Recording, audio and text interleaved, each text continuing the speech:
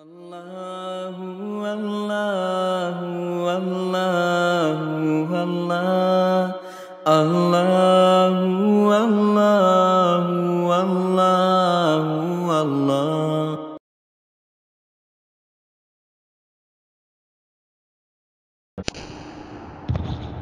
السلام علیکم ورحمۃ اللہ وبرکاتہ۔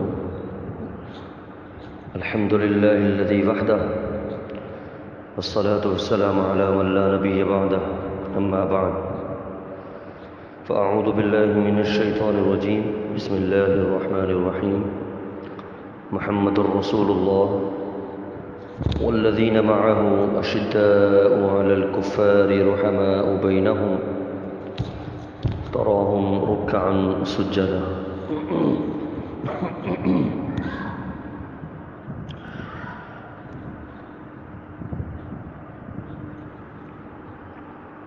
اللہ کے نبی صلی اللہ علیہ وسلم کی ایک حدیث ہے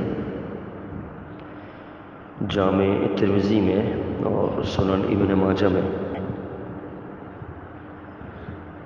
وہ حدیث حضرت علی رضی اللہ تعالی عنہ کے حوالے سے ہے،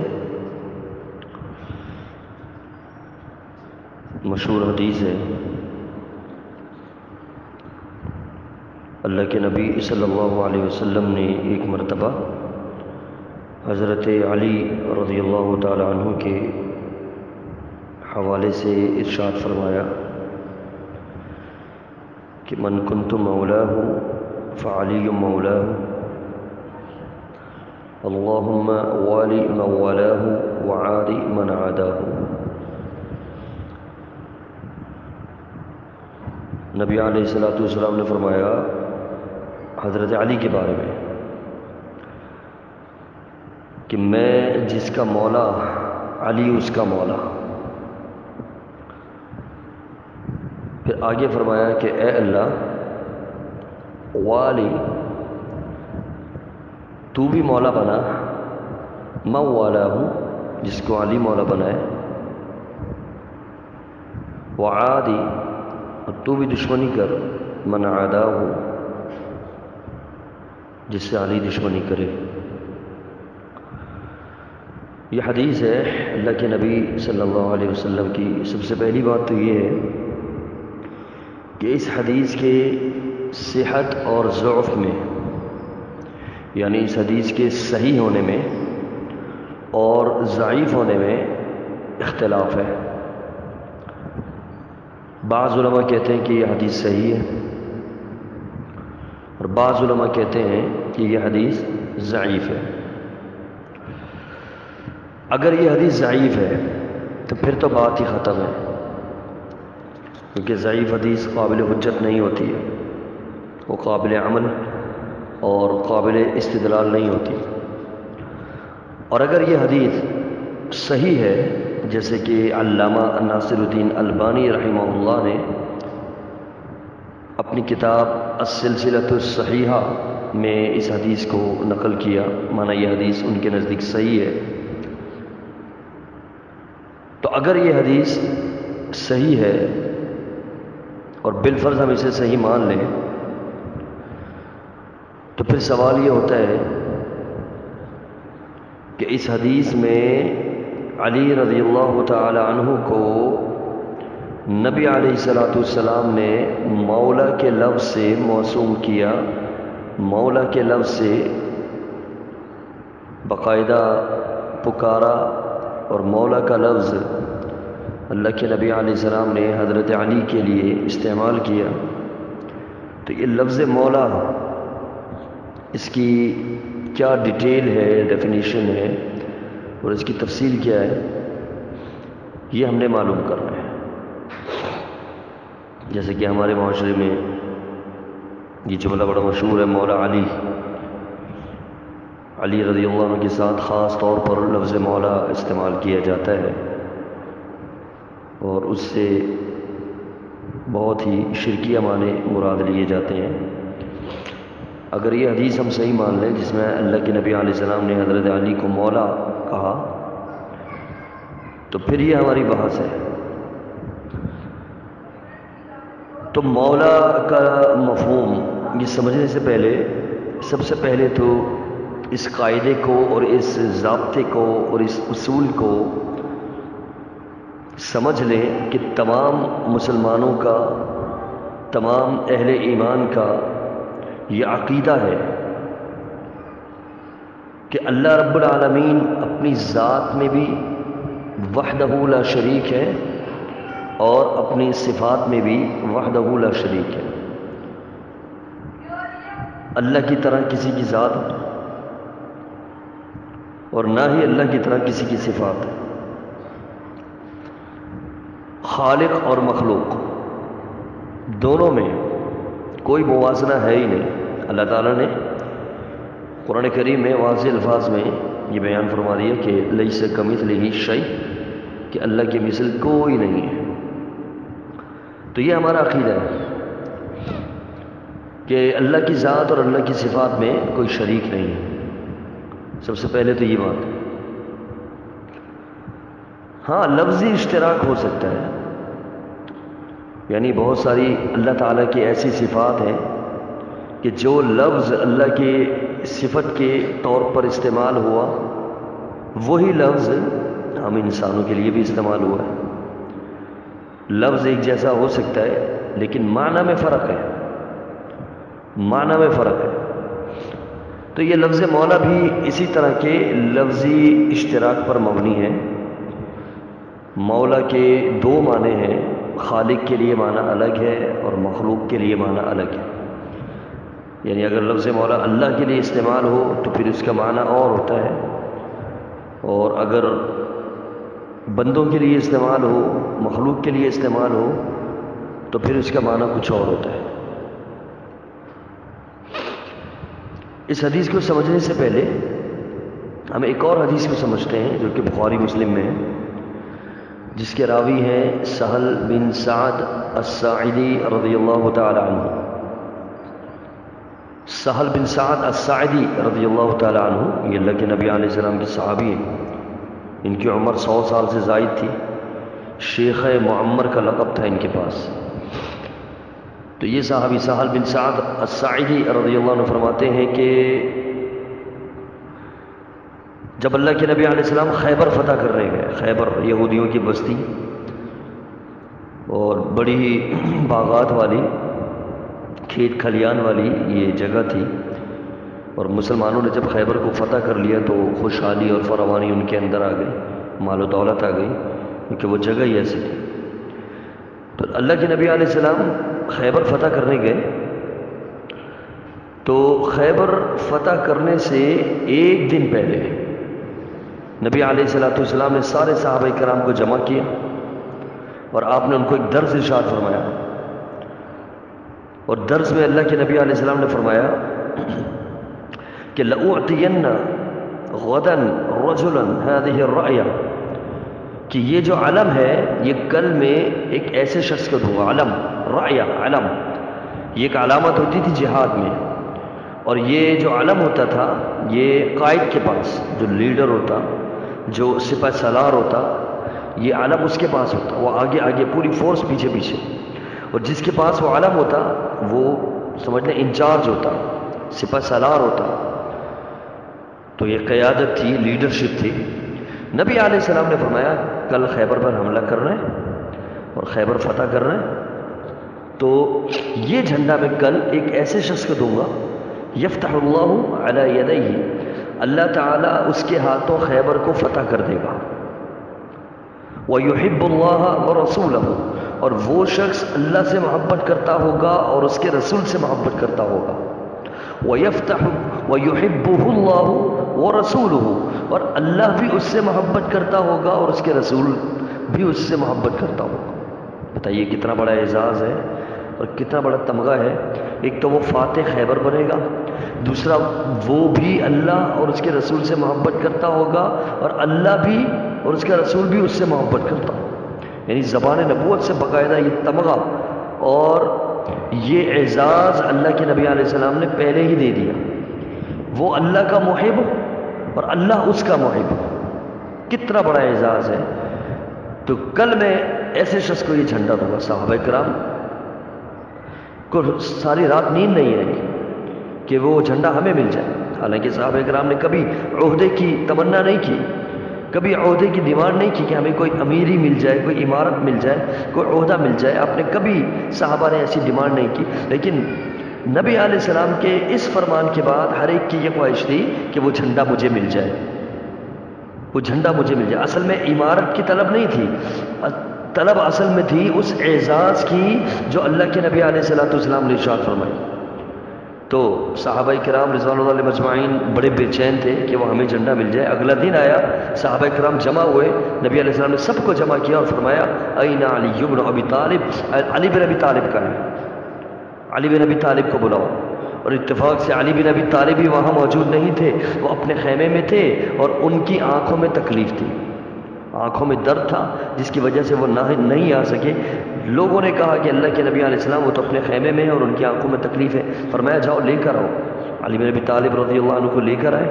رسول اللہ صلی اللہ علیہ وسلم نے علی بن ابی طالب کی آنکھوں میں لعاب دہن ڈالا اور آپ کی آنکھیں صحیح ہو گئیں. اور آپ رضی اللہ عنہ فرماتے ہیں کہ پھر اس کے بعد کبھی میری آنکھیں خراب نہیں ہوئیں. پھر اللہ کے نبی علیہ السلام نے حضرت علی رضی اللہ عنہ کو وہ جھنڈا دے دیا، وہ علم دے دیا اور ساتھ میں کچھ نصیحتیں فرمائی کہ علی یہ جھنڈا لے لو، تم قائد ہو، تم سپہ سالار ہو، اور اب انفذ علی رسلک، آپ بالکل سیدھے چلتے جاؤ، دائیں اور بائیں مت دیکھنا، لا تلتفت یمینا ولا شمالا، دائیں اور بائیں تم نے نہیں دیکھنا ہے، بالکل سیدھے جانا ہے. اور یہی ایک باوقار شخص کی علامت ہوتی ہے کہ جب وہ راستے میں چلتا ہے، یعنی یہ راستے کے آداب بھی نبی علیہ السلام نے بتایا کہ جب وہ راستے میں چلتا ہے تو وہ دائیں اور بائیں نہیں دیکھتا، کبھی یہاں دیکھ رہا ہے کبھی وہاں دیکھ رہا ہے، ایسے نہیں دیکھتا. بہت سے لوگ دیکھ رہے پیچھے ہوتے ہیں اور چل آگے رہے ہوتے ہیں، نہیں، یہ باوقار لوگوں کی عادت نہیں ہوتی. اور نبی علیہ السلام نے بھی یہی تعلیم دی کہ علی سیدھا جاؤ اور جا کر سیدھے جانا، لا تلتفت یمین ولا شمالا، دائیں اور بائیں مت دیکھنا، حتی تنزل بساحتہم، یہاں تک کہ خیبر میں جا کر اترنا. اور جب حملہ کرنے لگو تو بچوں پر حملہ نہیں کرنا، عورتوں پر حملہ نہیں کرنا، بوڑھوں پر حملہ نہیں کرنا، اور ان لوگوں پر کہ جو ہتھیار نہیں اٹھائے ہوئے اور آپ کے مقابلے میں نہیں آئے ہوئے ان پر بھی حملہ نہیں کرنا. جو آپ کے مقابلے میں آئے ہتھیار اٹھا کر ان کو قتل کرنا، ان پر حملہ کرنا اور ان کو زیر کرنا. علی رضی اللہ تعالیٰ عنہ چلے گئے اور جا کر خیبر فتح کر لیا. اس حدیث میں ہم نے سمجھنا کیا ہے؟ سمجھنا یہ ہے کہ اس حدیث میں اللہ کے نبی اللہ رب العالمین کی ایک صفت ثابت ہوئی اور وہ ہے صفت محبت. اللہ تعالیٰ کی بھی ایک صفت ہے، وہ ہے محبت، یعنی اللہ بھی محبت کرتا ہے. اس حدیث سے ثابت ہوا. قرآن میں بھی ہے یحببکم اللہ، قرآن میں نا قرآن میں آتا ہے قل، اے نبی کہہ دو ان کنتم تحبون اللہ، اگر تم چاہتے ہو کہ تم اللہ سے محبت کرو، فاتبعونی، تو مجھ محمد صلی اللہ علیہ وسلم کی اتباع کرو، یحببکم اللہ، بدلے میں اللہ بھی تم سے محبت کرے گا. قرآن میں بھی اللہ کی یہ صفت محبت ثابت ہے اور اس حدیث میں بھی جو حضرت علی کی آپ نے ابھی سنی، اس میں بھی اللہ کی صفت محبت ثابت ہے. معنی اللہ رب العالمین کے لیے محبت کرنا ثابت ہے. ہم بھی محبت کرتے ہیں، ہمارے اندر بھی جذبہ محبت ہوتا ہے، اللہ بھی محبت کرتا ہے. لفظی اشتراک موجود ہے، ہمارے لیے بھی لفظ محبت استعمال ہوا ہے، اللہ کے لیے بھی لفظ محبت استعمال ہوا ہے. ہمارے بھی محبت صفت ہے، اللہ کی بھی محبت صفت ہے، لیکن دونوں کی صفتوں میں بہت بڑا ڈفرنس ہے کہ جتنا خالق اور مخلوق میں. خالق کی محبت خالق کے شایع نشان اور مخلوق کی محبت مخلوق کے شایع نشان. لفظی اشتراک ضرور ہے لیکن معنوی اشتراک نہیں ہے، معنی دونوں کا الگ الگ ہے. کیوں؟ اس لیے کہ اللہ تعالیٰ نے یہ اصول بیان کر دیا لیس کمثلہ شیء. لیکن بعض بے وقوف اہل کلام لوگ وہ یہ دعویٰ کرتے ہیں کہ جناب ہم اللہ کی صفت کو، صفت محبت کو نہیں مانتے، ہم اللہ کی صفت محبت کو نہیں مانتے. کیوں؟ اس لیے وہ کہتے ہیں کہ اگر ہم نے اللہ کی صفت محبت کو مان لیا تو دو چیزیں لازم آئیں گی. ایک بات تو یہ لازم آئے گی کہ تشبیہ، ہم اللہ کے مشابہ، ہم بھی محبت کرتے ہیں، اللہ بھی محبت کرتا ہے، تو اللہ کی محبت کرنا ہماری محبت کی طرح، ہماری محبت کرنا اللہ کی محبت کی طرح. خالق اور مخلوق کے اندر تشبیہ لازم آئے گی اور یہ کفر ہے، حرام ہے، جائز نہیں ہے. لہٰذا ہم اللہ کی صفت محبت کو نہیں مانتے. اور دوسری بات کیا لازم آئے گی کہ اللہ کی صفت محبت ایک انفعالی صفت ہے، یعنی تغیر ہے اس میں. کیا یعنی اگر اللہ میں صفت محبت ہے تو اللہ کی صفت غضب بھی ہے، اور محبت کے اندر انداز کچھ اور ہوتا ہے اور غضب کے اندر انداز کچھ اور ہوتا ہے۔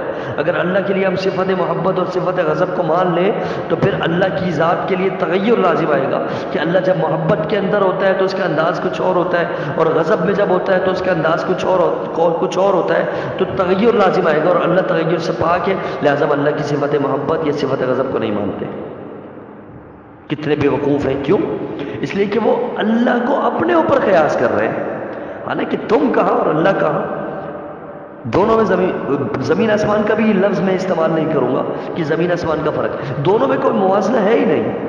ارے اللہ خالق ہے، آپ مخلوق ہو، اللہ مالک ہے، آپ مملوک ہو، اللہ رازق ہے، آپ مرزوق ہو، دونوں کے اندر کہاں سے کوئی موازنہ ہو سکتا ہے؟ اور اللہ نے تو یہ بات کہہ کر ہی بات ختم کر دی کہ لیس کمثلہ شیء وہو السمیع البصیر، کہ اللہ کے مثل کچھ ہے ہی نہیں اور اللہ سمیع ہے اور بصیر ہے۔ مطلب اگر اللہ سمیع بھی ہے تو اللہ مخلوق کی طرح سمیع نہیں ہے، اگر اللہ بصیر بھی ہے تو اللہ مخلوق کی طرح بصیر نہیں ہے۔ لیس کمثلہ شیء، اللہ کی مثل کوئی ہے ہی نہیں۔ تو جو لوگ خالق کو مخلوق پر قیاس کرتے ہیں وہ ایسی بے وقوفوں والی باتیں کرتے اور تعویل کرتے ہوئے اللہ کی صفات کا انکار کر دیتے ہیں۔ لفظی اشتراک اور بہت قرآن میں بہت ساری مثالیں ایسی مل سکتی ہیں۔ مثال کے طور پر اللہ تعالیٰ نے قرآن کریم میں فرمایا وَإِن طَائِفَتَانِ مِنَ الْمُؤْمِنِينَ اقْتَتَلُوا فَأَصْلِحُوا بَيْنَهُمَا۔ سورۃ الحجرات میں اللہ نے فرمایا اگر مومنوں کی دو جماعتیں آپس میں لڑ پڑیں تو ان میں صلح کروا دو۔ مومن کسے کہتے ہیں؟ یہاں اللہ تعالیٰ نے مومنین کا ذکر فرمایا اس آیت میں، تو مومن کسے کہتے ہیں؟ مومن کہتے ہیں تؤمن باللہ وملائکتہ وکتبہ ورسلہ والیوم الآخر وتؤمن بالقدر خیرہ وشرہ، جو اللہ پر ایمان رکھتا ہے، آخرت پر ایمان رکھتا ہے، کتابوں پر ایمان رکھتا ہے، رسولوں پر ایمان رکھتا ہے، اچھی اور بری تقدیر پر ایمان رکھتا ہے، آخرت کے دن پر ایمان رکھتا ہے، وہ مومن ہے، اس کو ایمان والا کہتے ہیں۔ اچھا جی، قرآن کریم میں ہی ایک آیت موجود ہے کہ اللہ رب العالمین نے فرمایا هو اللہ الذی، اللہ وہ ذات ہے، لا الہ الا ہو، اللہ کے علاوہ کوئی معبود نہیں، الملک وہ بادشاہ ہے، القدوس وہ پاک ہے، السلام وہ سلامتی دینے والا ہے، المؤمن اللہ کون ہے؟ مومن ہے۔ اللہ رب العالمین کون ہے؟ المؤمن، خود قرآن نے کہا المؤمن اللہ کی صفت ہے المؤمن۔ تو اب بتائیے قرآن میں بندے بھی مومن اور اللہ بھی مومن، دونوں کے لیے لفظ استعمال ہوا مومن کا، دونوں کے لیے ایک ہی لفظ استعمال ہوا۔ اب بندہ بھی مومن اور اللہ بھی مومن، ٹھیک ہے، اور پھر قرآن میں دوسری جگہ پہ یہ بھی فرمایا کہ انما المؤمنون اخوہ، مومن آپس میں بھائی بھائی ہیں۔ ہاں، اگر مثال کے طور پہ اللہ بھی مومن اور بندے بھی مومن، دونوں کا ایک ہی معنی مراد لے لیں اور مومن آپس میں بھائی بھائی ہوتے ہیں تو اس کا معنی یہ ہوا اللہ بندے کا بھائی اور بندہ اللہ کا بھائی، بندہ اللہ کا بھائی، اور یہ تو بالکل کفری اور شرکی عقیدہ ہے۔ جو یہ عقیدہ رکھتا ہے کہ اللہ جو ہے وہ بندے کا بھائی ہے وہ پرلے درجے کا گمراہ شخص ہے۔ تو اب لفظی اشتراک موجود ہے، بندے بھی مومن اللہ بھی مومن، لیکن معنی کیا ہے؟ معنی الگ الگ ہے۔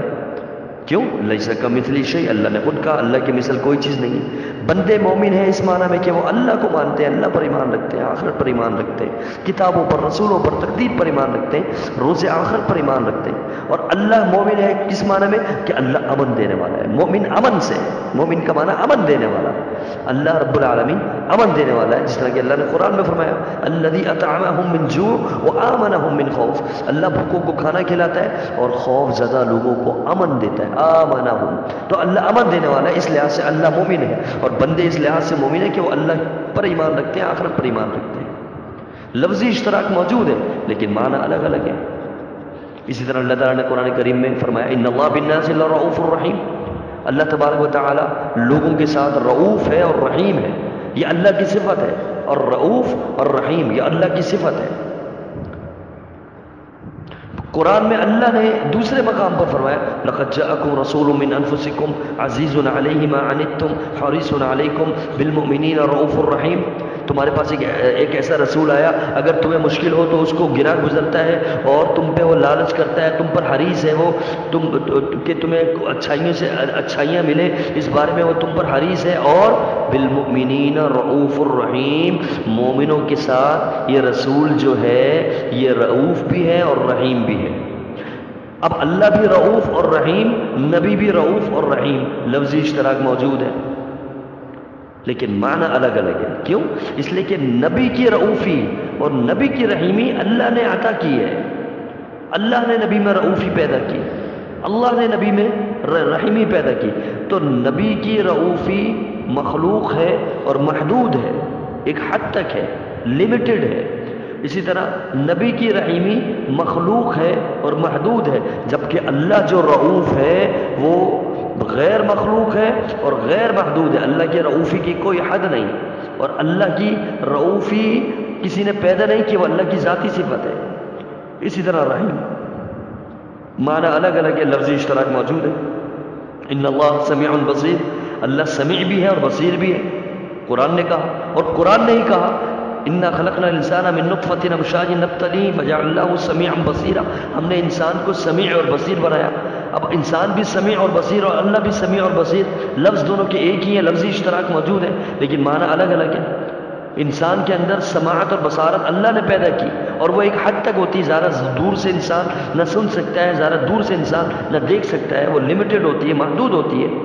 جبکہ اللہ کا سننا، اللہ کا دیکھنا، اللہ کا سمیع اور اللہ کا بصیر ہونا یہ غیر محدود ہے اور غیر مخلوق ہے، اللہ کی اپنی ذاتی صفت ہے.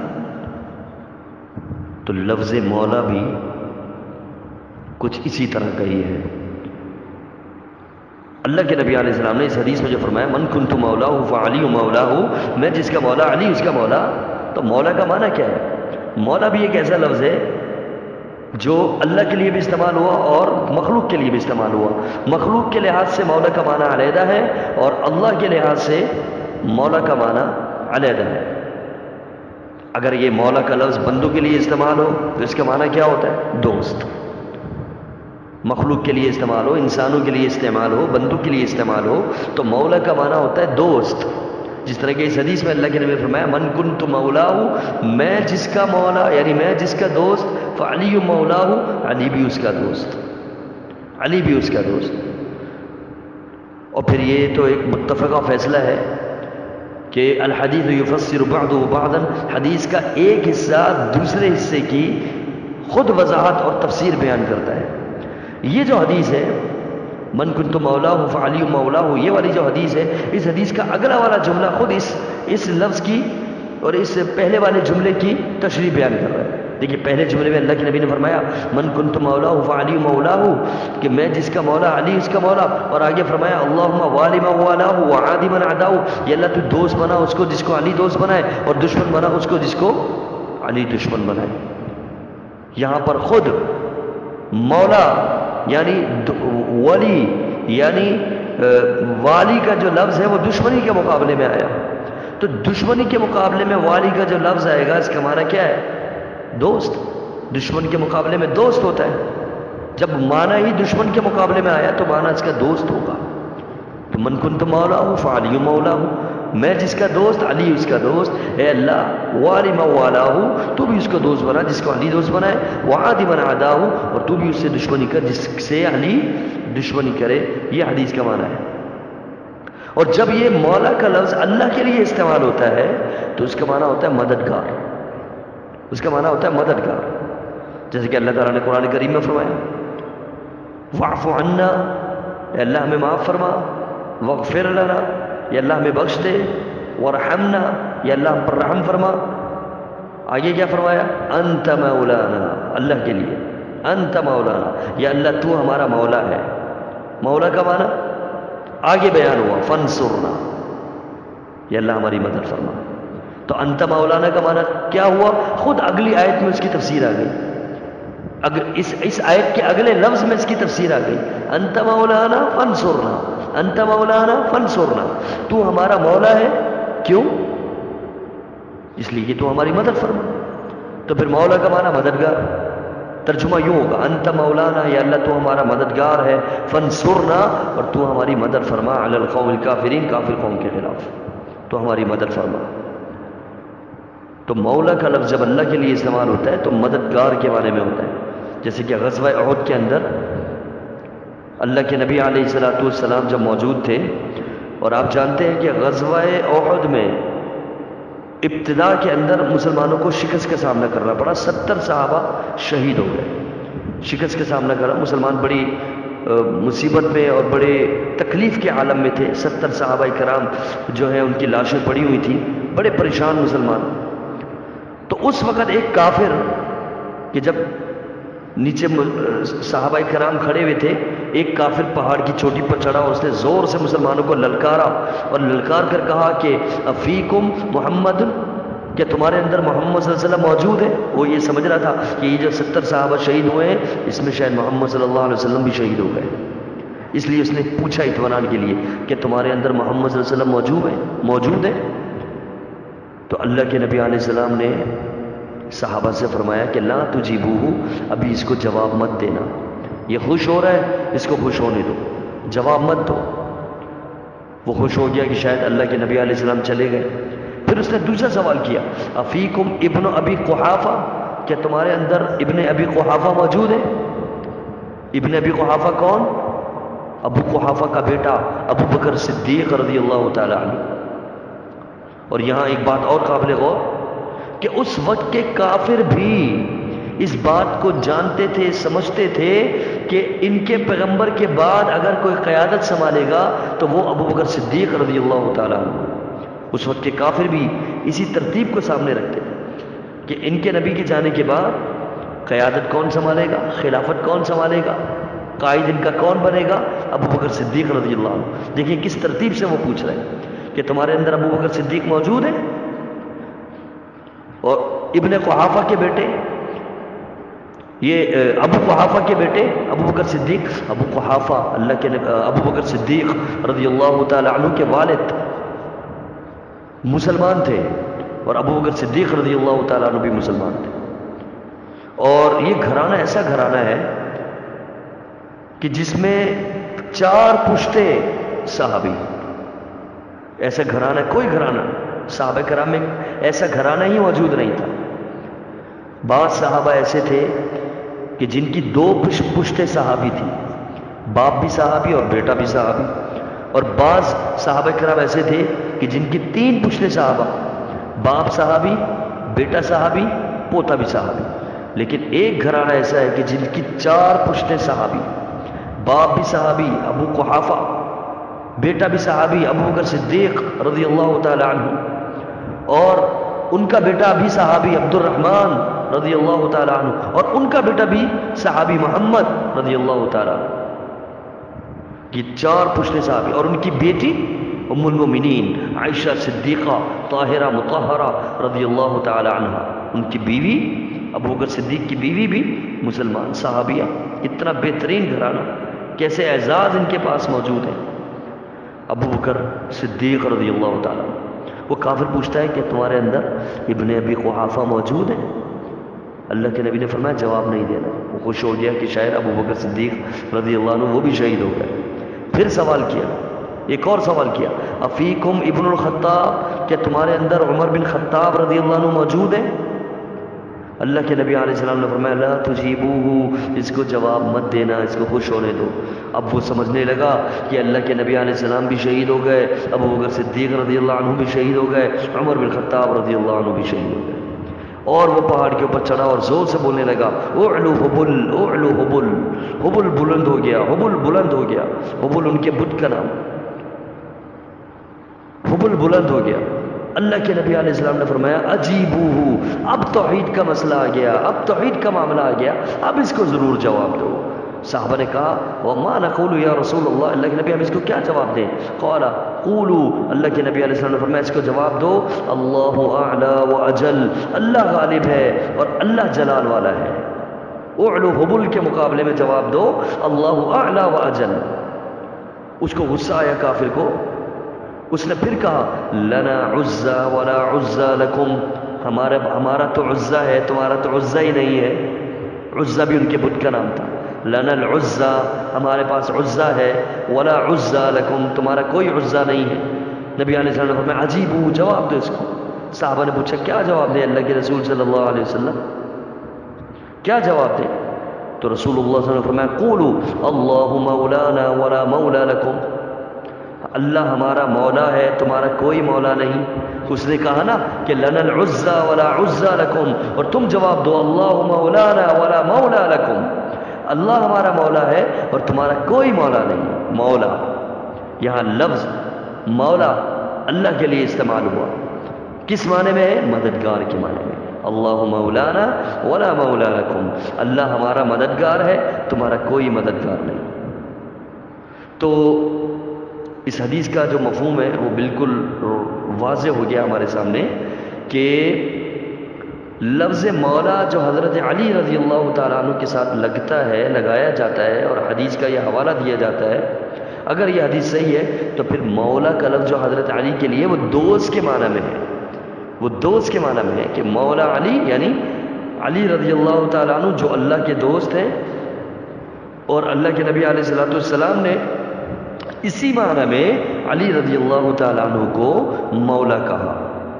تو اللہ رب العالمین سے دعا ہے اللہ تبارک و تعالی ہمیں حدیث رسول صلی اللہ علیہ وسلم سننے اور سمجھنے اور اسی کے مطابق اپنا عقیدہ اور اپنا عمل بنانے کی توفیق عطا فرمائے. یہ جو درس تھا یہ در حقیقت آج زوم پر لائیو نشر ہونا تھا، تو جہاں باقاعدہ عوام سامنے ہیں اور درس ہوتا ہے مائک کے اوپر، لیکن چونکہ اس وقت یعنی آج دوپہر 1:30 پہ یہ لائیو نشر ہونا تھا، تو اس وقت جو ہے وہ یہ انٹرنیٹ کا کچھ ایشو، کچھ ٹیکنیکل پرابلمز تھیں جس کی وجہ سے یہ لائیو نشر نہیں ہو سکا. تو بعد میں ابھی اس وقت بیٹھ کر دوبارہ سے اس درس کو ریکارڈ کر کے آپ کے سامنے پیش کیا جا رہا ہے، تاکہ وہ جو حدیث رسول صلی اللہ علیہ وسلم کا مفہوم ہے وہ آپ تک پہنچ جائے اور تبلیغ کا ایک جو ذمہ ہے وہ ذمہ بھی پورا ہو جائے اور حجت بھی پوری ہو جائے، اور جو آپ سے وعدہ کیا تھا وہ وعدہ بھی پورا ہو جائے. تو اللہ کے نبی علیہ السلام کے فرامین، آپ کی احادیث، آپ کی باتیں، آپ کے اقوال یہ پہنچانا، اس کی تبلیغ کرنا یہ ہم سب کی ذمہ داری ہے. اس ذمہ داری کو بھی نبھانے کا ایک شرف ہمیں حاصل ہو جائے. اللہ رب العالمین ہم سب کو قرآن اور حدیث پر عمل پیرا ہونے کی توفیق عطا فرمائے. وآخر دعوانا الحمد للہ رب العالمین. السلام علیکم ورحمۃ اللہ وبرکاتہ.